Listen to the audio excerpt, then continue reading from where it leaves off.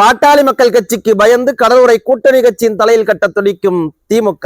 கடலூர் மாவட்டத்தில் உள்ள கடலூர் மற்றும் சிதம்பரம் நாடாளுமன்ற தொகுதியில் தமிழக போராளி மருத்துவர் ஐயா அவர்களும் பாட்டாளி மக்கள் கட்சியின் தலைவர் அண்ணன் அன்புமணி ராமதாஸ் அவர்களும் யாருக்கு ஆதரவு தருகிறார்களோ அவர்கள் தான் வெல்ல முடியும் என்று கள நிலவரங்கள் சொல்கின்றதை குறித்து விவரிக்க இருக்கின்றது இன்றைய காலம். பேரன்பிற்குரிய தொப்புள் தமிழ் உறவுகளுக்கு வணக்கம். நான் உங்க வேளாமூர் கார்த்தி. பார்த்து கொண்டிருக்கக்கூடிய பார்வையாளர்கள் சேனலை சப்ஸ்கிரைப் செய்தும் பெல் ஐகானை கிளிக் செய்தும் ஆதரவு தரும்படி கேட்டுக்கிறோம். கடலூர் எம்பி தொகுதியில் பாட்டாளி மக்கள் கட்சிக்கு பயந்து திமுக போட்டியிடவே தயங்குதான். எப்படியாவது இந்த தொகுதியை கூட்டணி கட்சி தலையில கட்டிடணும்னு துடிச்சுக்கிட்டு இருக்கிறாங்களாம். அந்த அளவிற்கு பாட்டாளி மக்கள் கட்சி திமுகவிற்கு தோல்வி பயத்தை காட்டி விட்டதாக தொகுதி முழுக்க மக்கள் பேச தொடங்கி இருக்கிறாங்க. கடலூர் நாடாளுமன்ற தொகுதியில் கடலூர், குறிஞ்சிப்பாடி, பன்ருட்டி, நெய்வேலி, விருதாச்சலம், திட்டக்குடி ஆகிய 6 சட்டமன்ற தொகுதிகள் இடம்பெற்றிருக்கு. இந்த தொகுதியில அடிக்கிய போதே தெரிஞ்சிருக்கும் இது பாட்டாளி மக்கள் கட்சியின் கோட்டை என்று. ஆனால் திமுகவினுடைய தோல்வி பயத்திற்கு காரணம் அது மட்டுமல்ல. கடந்த காலங்கள்ல திமுக இந்த மாவட்ட மக்களுக்கு செய்த துரோகத்தை அவர்கள் மறக்க முடியுமா? அவர்கள் செய்த துரோகத்திற்கு எதிராக போராடி இந்த மக்களோடு மக்களாக நின்று மண்ணுரிமை காவலர் அண்ணன் அன்புமணி ராமதாஸ் அவர்கள் இந்த மக்களின் உரிமையை பெற்று கொடுத்து மக்களின் ஆதரவை பெற்றதான் அவர்களால மறுத்திட முடியுமா? கடலூர் நாடாளுமன்ற தொகுதியில இருக்கக்கூடிய நெய்வேலி, விருதாச்சலம் ஆகிய 2 சட்டமன்ற தொகுதிகளில் கடந்த 2021ஆம் ஆண்டு பாட்டாளி மக்கள் கட்சி வேட்பாளர்கள் களம் கண்டார்கள். இதுல திமுக பல கோடியை கொட்டி இறைச்சி, பல 100 கோடிகளை கொட்டி இறைச்சும் அவர்களை சில 100 வாக்குகள் வித்தியாசத்துல தான் வெல்ல முடிஞ்சது. ஆனால் திமுக அந்த மக்களுக்கு நல்லது செஞ்சாங்களான்னா நிச்சயமா இல்லை. என்எல்சி மூலமா அந்த மக்களுடைய நிலங்களை எல்லாம் புடுங்க துணை நின்னாங்க. அந்த மக்களின் உரிமைக்கு எதிராக நின்னாங்க என்ற கோபம் மக்களுக்கு திமுக மேல இருக்கு. சரி, பாட்டாளி மக்கள் கட்சி இந்த இடத்துல நமக்காக களம் கண்டாங்க. மருத்துவர் ஐயா அவர்கள் நம் நிலையை புரிந்து இங்கிருந்து சட்டமன்ற உறுப்பினர்கள் போனாதான் நம்மளுக்காக குரல் கொடுக்க முடியும்னு தான் இந்த 2 தொகுதிகளில் கூட்டணி கட்சியிடம் கேட்டு நம்மளை களம் காண வச்சாங்க. ஆனால் அந்த வாய்ப்பை நம்ம கை நழுவிட்டோம். அன்னைக்கு காசுக்கு ஆசைப்பட்டு இந்த திமுகவுக்கும் காங்கிரஸுக்கும் ஓட்டு போட்டு நம்ம ஏமாந்து போய் நிற்கிறோமே என்று தயங்கி கொண்டிருந்த சூழ்நிலையில நீங்க ஓட்டு போட்டாலும் சரி, ஓட்டு போடலாலும் சரி, நீங்கள் வெற்றியை கொடுத்தாலும் சரி, தோல்வியை கொடுத்தாலும் சரி, நான் உங்களில் ஒருவன், உங்களின் சகோதரன் போராட்ட களத்தில் இறங்கினார் அண்ணன் அன்புமணி ராமதாஸ் அவர்கள். என்எல்சிக்கு எதிராக மிகப்பெரிய போராட்டம். வஜ்ரா வாகனங்கள்லாம் யாரும் மறந்திருக்க மாட்டீங்கன்னு நினைக்கிறேன். அந்த அளவிற்கு மிகப்பெரிய போராட்டத்தை நடத்தினாங்க. அந்த போராட்டத்தின் வாயிலாக என்எல்சி கையகப்படுத்த இருந்த பல 1000 ஏக்கர் நிலங்கள் மீண்டும் விளைநிலங்களாகவே இன்னைக்கு இருந்துகிட்டு இருக்கு. என்எல்சியினுடைய வழிபாதக செயலுக்கு பதிலடி கொடுத்தது பாட்டாளி மக்கள் கட்சி. இதனால் மக்கள் மத்தியில பாட்டாளி மக்கள் கட்சியினுடைய தலைவர் அன்புமணி ராமதாஸ் அவர்கள் மீது பேரன்பு செலுத்த தொடங்கிட்டாங்க.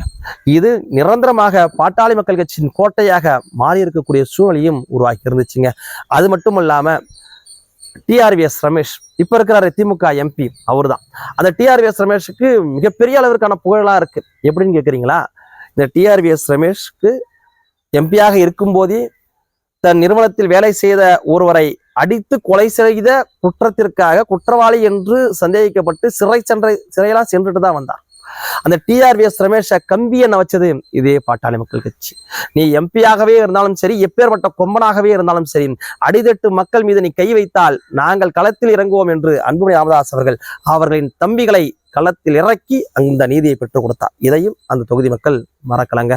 இப்ப சமீபத்துல கூட வள்ளலார் அவர்கள் நிறுவிய சுத்த சன்மார்க்க சங்கத்தில் இடம்பெற்றிருக்கக்கூடிய வடலூர் சபையில் இடம்பெற்றிருக்கக்கூடிய பெருவழி பகுதியை ஆக்கிரமிச்சு அங்க பன்னாட்டு மையம் அமைக்க போறதா திமுக அரசு அறிவிச்சிருந்தாங்க. அப்பயே தமிழக போராளி மருத்துவர் ஐயா அவர்கள் அதற்கு கண்டனங்களை பதிவு செஞ்சிருந்தாங்க. இந்த பன்னாட்டு மையம் அமைப்பதை நாங்கள் வரவேற்கிறோம். ஆனால் அந்த பன்னாட்டு மையத்தை நீங்க இந்த பெருவழியில் அமைப்பது என்பது எப்படி நியாயமா இருக்கும்? அந்த 75 ஏக்கரில் இருக்கக்கூடிய அந்த பெருவழியில தான் பல லட்சம் பக்தர்கள் நின்று திரண்டு அங்கே ஜோதி தரிசனத்தை மேற்கொள்றாங்க. வள்ளலார் அவர்கள் மருதூர்ல பிறந்தாரு. ஒண்ணு அங்க இந்த பன்னாட்டு மையத்தை நிறுவுங்க, அல்லது கருங்குழியில வாழ்ந்தாரு, மேட்டுக்குப்பத்துல வாழ்ந்தாரு, அங்க இதை நிறுவுங்க, அங்க இடமும் இருக்கு. அதை விட்டு நீங்கள் பன்னாட்டு மையத்தை இந்த பெருவழியில் நிறுவ முயற்சிப்பது என்பது மிகப்பெரிய சந்தேகத்தை எழுப்புகின்றது. அதையும் மீறி நீங்கள் அடிக்கல் நாட்டினீர்கள் என்றால் மிகப்பெரிய மக்கள் போராட்டத்தை நீங்கள் சந்திக்க நேரிடும்னு எச்சரிக்கை விடுத்திருந்தாருங்க. அதே போலவே மருத்துவர் ஐயா அவர்கள் மிகப்பெரிய அளவிற்கான போராட்டத்தையும் முன்னெடுத்து நடத்தி காமிச்சாரு. ஆட்சியாளர்களுக்கு அச்சத்தையும் விதைச்சிருந்தார். எந்த அளவிற்கு அச்சம்னா, பாட்டாளி மக்கள் கட்சி போராடுகின்ற வரைக்கும் அத்தனை படைபலங்களை கொண்ட அமைச்சர் வடலூருக்குள்ளார நுழையல. பாட்டாளி மக்கள் கட்சியினுடைய போராட்டங்கள் கலைந்து சென்ற பின்பாகத்தான் வடலூருக்குள்ளாரையே நுழையிறாருங்க. இது பல செய்தி சேனல்கள்ல செய்தியாகவுமே வந்துச்சு என்பது எல்லாருக்கும் தெரியும். அந்த அளவிற்கு பாட்டாளி மக்கள் கட்சியினுடைய போராட்டத்தினுடைய வீரியத்தன்மை அங்க இருந்துச்சு. இந்த தடவை போராட்டம் அறிவிச்ச உடனே வஜ்ரா வாகனங்கள், வருண் வாகனங்கள்லாம் நிறுத்தப்பட்டுச்சு. இப்படியாக இந்த கடலூர் நாடாளுமன்ற தொகுதியில ஏற்கனவே பாட்டாளி மக்கள் கட்சி பலமா இருந்துகிட்டு இருக்கு. அதை கடந்து பாட்டாளி மக்கள் கட்சி இத்தனை மக்கள் போராட்டங்களை வென்று கொடுத்திருக்கு. சமூக நீதிக்காக போராடிக்கிட்டு இருக்கிறாங்க, கல்வி வேலைவாய்ப்புக்காக போராடிக்கிட்டு இருக்கிறாங்க, அனைவருக்கும் உரிமை, அனைவருக்கும் வளர்ச்சி என்கின்ற தாரக மந்திரத்தோடு அன்புமணி ராமதாஸ் அவர்கள் முழங்கிட்டு இருக்கிறார் என்று அனைத்து சமுதாய மக்களும் பாட்டாளி மக்கள் கட்சியினுக்கு பெரிய அளவுல ஆதரவு கொடுத்துக்கிட்டு இருக்கிறாங்க. இதனால பயந்து போன திமுக இந்த தொகுதியில நின்னா நிச்சயமா நம்ம தோல்வி பெற போறோம், பல லட்சம் வாக்குகள் வித்தியாசத்தில் தோல்வி பெற போறோம். ஒண்ணு பாட்டாளி மக்கள் கட்சி போட்டியிட்டாலும் சரி, இல்ல பாட்டாளி மக்கள் கட்சி ஆதரவு தரக்கூடிய பிற கட்சி வேட்பாளர்கள் போட்டியிட்டாலும் அவர்களுடைய வெற்றி என்பது எழுதப்பட்ட ஒன்றா மாறிடுச்சு. எனவே இந்த தொகுதியில நம்ம நின்று ஏன் தோல்வியை வாங்கிக்கணும், ஏதாவது கூட்டணி கட்சி தலையில கட்டிடணும்னு வேலைகள் செய்வதாக செய்திகள் வெளிவந்துட்டு இருக்குங்க. அப்படியான செய்திகள் என்னென்னு பார்ப்போம். முன்னாடி கடலூர் நாடாளுமன்ற தொகுதியில எம்ஆர்கே பன்னீர்செல்வம் அவர்களுடைய பையன் கதிரவன் தான் நிக்க போறதா பரவலாகவே செய்தி உலாவிட்டு இருந்துச்சு. ஆனா அதுல என்ன ஒரு சிக்கல் அப்படின்னா, கடலூர் நாடாளுமன்ற தொகுதியில திமுக கட்சி வாரியாகவே பார்த்தீங்கன்னா 2 மாவட்ட செயலாளர்கள் இருக்கிறாங்க. அதுல கடலூர் மற்றும் குறிஞ்சபாடிக்கு எம்ஆர்கே பன்னீர்செல்வம் அவர்களும், இதர இருக்கக்கூடிய 4 சட்டமன்ற தொகுதி திட்டக்குடி, விருதாச்சலம், நெய்வேலி, பண்ருட்டி சட்டமன்ற தொகுதிகளுக்கு சிவே கணேசன் அவர்களும் மாவட்ட செயலராக இருக்கிறாங்க.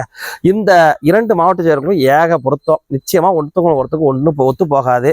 இதுல கதிரவனை நிறுத்தினா ஏற்கனவே நம்ம தோல்வி அடைய போறோம்.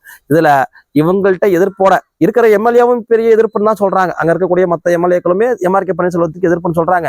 இதுல போய் நம்ம புள்ளியை நிறுத்தி பல லட்சம் வாக்குகள் வித்தியாசத்துல தோல்வி அடைகிறதுக்கு பதிலாக நம்ம பின்வாங்கிக்கலாம் அப்படின்னு பின்வாங்கி இருக்கிறாருங்க.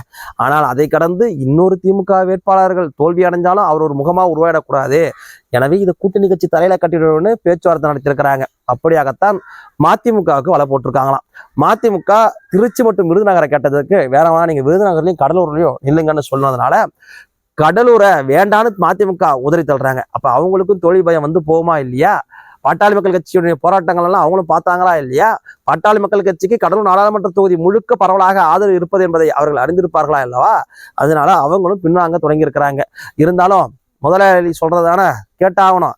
அதனால கடலூர்ல நீங்க ஒரு வேட்பாளரை பாருங்க, அது அப்புறமேட்டு பார்த்து பேசிக்கலாம்னு சொன்னதுனால கடலூர் நாடாளுமன்ற தொகுதியில என்எல்சியில வேலை செஞ்சுட்டு இருந்த ஒரு எம்ப்ளாய், அவரு அந்த கட்சியில மிகப்பெரிய அளவிற்கு செல்வாக்கு மிகுந்தவர்னு இருக்கக்கூடிய ஒரு நபரை வேட்பாளராக அடையாளம் கண்டிருக்கிறாங்க.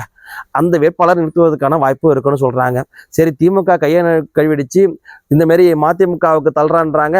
மதிமுக என்ன பண்ணிருக்கு, ஒண்ணு நம்ம இந்த அதிபரான வேட்பாளரை நிறுத்துவோம், அப்படி இல்லை அப்படின்னா நம்ம ஏன் வம்பு, நம்ம காங்கிரஸ் பக்கம் தள்ளி விடுவோம்னு காங்கிரஸை அங்க நிற்க சொல்லி வற்புறுத்திருக்கிறாங்க. திமுக காங்கிரஸ்டையும் சொல்லியிருக்கிறாங்க, ஏங்க தாராளமா யாராவது கடலூர் ஒரு ஆள் நின்றுக்குங்க, நிற்காம விட்டா அசிங்கமா போயிடும்னு காங்கிரஸ்டையும் சொல்லியிருக்கிறாங்க. காங்கிரஸ்ல வடலூரை சேர்ந்த ஒரு காங்கிரஸ் பிரமுகர் எம்பி தொகுதிக்காக முயற்சிக்கிறாராங்க. அந்த எம்பி தொகுதிக்காக முயற்சித்தவருக்கும் ஒரு அச்சம் இருக்கு. அது என்ன ஒரு அச்சம்னா, எப்பா நான் இந்த சன்மார்க்க போராட்டங்கள்லாம் பார்க்கறதுக்கு முன்னாடி ஒரு ஆசை இருந்துச்சு, எப்படியாவது நம்ம ஜெயிக்கிறோமோ தோக்கிறோமோ ஒரு வேட்பாளராக நின்றுலான்னு. இந்த சன்மார்க்க சங்கம் போராட்டத்துல பார்த்தாதாங்க தெரியுது பாட்டாளி மக்கள் கட்சியினர் வெகுண்டு இருக்கிறாங்க. இந்த வாட்டி பாட்டாளி மக்கள் கட்சிக்கு ஆதரவா சன்மார்க்க சங்கத்தை சேர்ந்த சன்மார்க்கிகளும் களத்துல இறங்கியிருக்கிறாங்க. இந்த எதிர்ப்பை நான் போனேன்னு வச்சுக்க நான் காணாம போயிடுவேன், நீங்க பெரிய அளவிற்கு வரலாற்று சிறப்புமிக்க தோல்வியை வாங்கிடுவோன்னு அவரும் பின்வாங்க தொடங்கி இருக்கிறாரு. அதுக்கப்புறம் முன்னாள் காங்கிரஸ் தலைவர், இப்போ ஒரு வாரத்துக்கு முன்னாடி வரைக்கும் காங்கிரஸ் கட்சியினுடைய தமிழ் மாநிலத்தினுடைய தலைவராக இருந்த கே.எஸ். அழகிரி, ஏற்கனவே அவர் கடலூர்ல நாடாளுமன்ற தொகுதி உறுப்பினராகவும் இருந்தார். 2009 அவருக்கு வலை வீசியிருக்கிறாங்க. அவரும் இந்த தொகுதியை பத்தி எனக்கு தெரியும், காங்கிரஸுக்கு பெருசா செல்வாக்கலாம் இல்ல, 2014 நாங்க தனிச்சு நிக்கிறப்ப 20,000 ஓட்டு வாங்குறதே பெருசா இருந்துச்சு. இத்தனைக்கும் 2009 2014 வரைக்கும் நான் தொகுதியினுடைய எம்பி, என் மேல மக்கள் அந்த அளவிற்கு நம்பிக்கை வச்சிருந்தாங்கன்னு பின்வாங்க தொடங்கி இருக்கிறாங்க. இப்ப திமுக என்னடா பண்றது, இந்த தொகுதியில யாரடா நிறுத்துறது, இந்த அளவிற்கு பாமக பயத்தை காட்டிடுச்சுன்னு புலந்துக்கிட்டு இருக்கிறாங்களாம். எது எப்படியாக இருந்தாலும் கடலூர் நாடாளுமன்ற தொகுதியில் பாட்டாளி மக்கள் கட்சி ஆதரவு தருகின்ற அவர்கள் எந்த வேட்பாளராக இருந்தாலும் அவர்களுடைய வெற்றி உறுதி செய்யப்பட்டு விட்டது. அவர்கள் மிகப்பெரிய அதிர்ஷ்டசாலிகள் என்று இதர கட்சியினுடைய பிரமுகர்களுமே சொல்ல தொடங்கி இருக்கிறாங்க. பார்ப்போம், பொறுத்திருந்து பார்ப்போம் எத்தனை மாற்றங்களை இந்த நாடாளுமன்ற தொகுதி தரப்போகிறது என்பதை. நன்றி.